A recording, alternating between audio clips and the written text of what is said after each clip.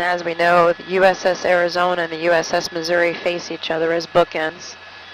During the bombing of Pearl Harbor, we know 75 years ago, Mr. Lauren, within the treaty that ended the war, was signed right here in 1945 on this Missouri, and they face each other. Yeah.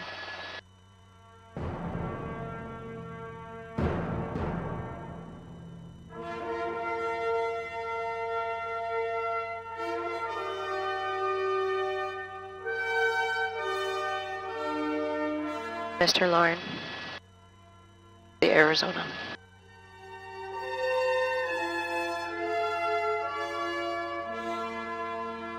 As you can see, it still leaks oil to this day.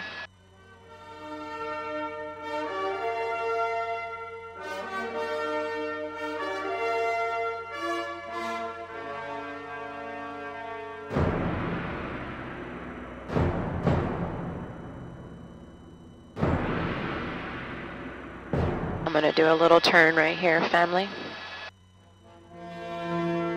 We have the USS Pacific Fleet Band right here that are introducing Mr. Lauren and also the family members of Mr. Anderson and Mr. Stratton. And they're going to render their salute here in just a few moments.